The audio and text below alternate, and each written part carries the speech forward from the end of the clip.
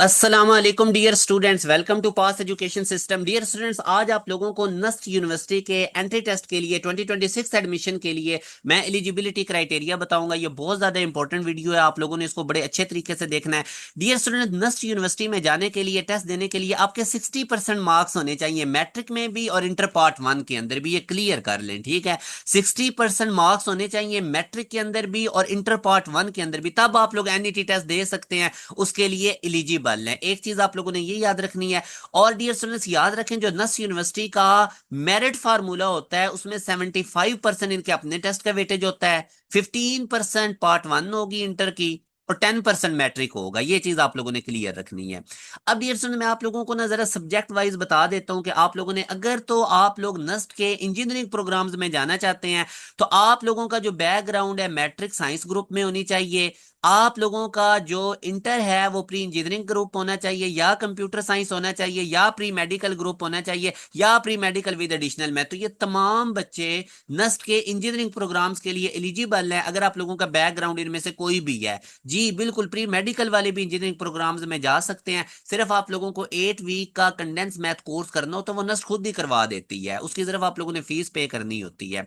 इसी तरह dear students, आगे उन्होंने बताया हुआ है कि ओ ए लेवल जिन स्टूडेंट्स का होता है उनका भी ओ लेवल में साइंस ग्रुप होना चाहिए, ए लेवल में प्री इंजीनियरिंग ग्रुप होना चाहिए जिसमें मैथ फिजिक्स केमिस्ट्री होगी, इसी तरह ए लेवल में कंप्यूटर साइंस ग्रुप भी जिसके अंदर मैथ फिजिक्स कंप्यूटर साइंस होगी, या ए लेवल में प्री मेडिकल ग्रुप जिसके अंदर बायो फिजिक्स केमिस्ट्री होगी। तो इन कॉम्बिनेशन वाले बच्चे नस्ट के अंदर इंजीनियरिंग में जा सकते हैं। अब अगर मैं बात करता हूं कंप्यूटिंग प्रोग्राम्स की, जिसके अंदर कंप्यूटर साइंस आ जाता है, डाटा साइंस आ जाता है, एआई आ जाता है, या बायो इन्फॉर्मेटिक्स आ जाता है, तो इसके लिए भी आपका प्री इंजीनियरिंग होना चाहिए, कंप्यूटर साइंस होना चाहिए, या प्री मेडिकल होना चाहिए, या फिर आप लोगों की एडिशनल मैथ भी होनी चाहिए। तो ये आप लोग इन तमाम फील्ड्स वाले बच्चे इसमें अप्लाई कर सकते हैं, और सेम काम ओ ए लेवल का है जिस तरह मैं ऊपर इंजीनियरिंग के लिए बता के आया था। इसी तरह डियर स्टूडेंट्स, अगर इन फील्ड्स की बात करें, BS bioinformatic, environmental science और एग्रीकल्चर, इसके अंदर आप लोगों की मैट्रिक साइंस में होनी चाहिए, और जो आप लोगों का इंटर है वो प्री मेडिकल में होना चाहिए। प्री मेडिकल होना जरूरी है, तब आप बीएस बायोटेक्नोलॉजी, एनवायरमेंटल साइंस और एग्रीकल्चर में जा सकते हो। और इसी तरह आपका ओ लेवल साइंस ग्रुप में होना चाहिए, या ए लेवल बैकग्राउंड से जो बच्चे हैं तो उन्होंने भी प्री मेडिकल पढ़ा हो जिसमें बायो फिजिक्स और केमिस्ट्री है।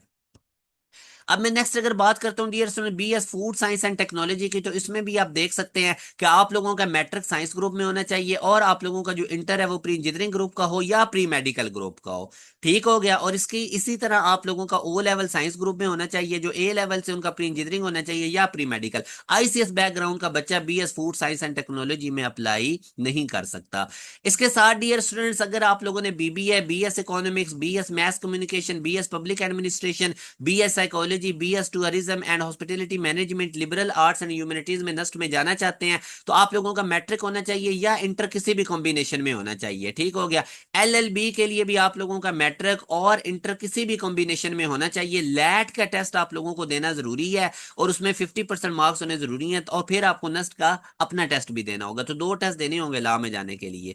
ठीक है dear students, BS accounting and finance के लिए आप लोगों के बैकग्राउंड जो इंटर का है उसमें ये सब्जेक्ट्स होने चाहिए, मैथ, अकाउंटिंग एंड फाइनेंस। ठीक हो गया। ये आप लोगों ने किए होंगे तो तभी आप इसमें जा सकते हैं।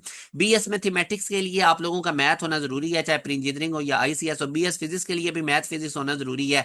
बीएस केमिस्ट्री के लिए भी इंटर में आप लोगों ने केमिस्ट्री मतलब प्री इंजीनियरिंग या प्री मेडिकल बैकग्राउंड आपको होना चाहिए। ठीक है। और मैथ होनी जरूरी है। ठीक है। प्री मेडिकल वाले फिर आप देख सकते हैं अब इसमें।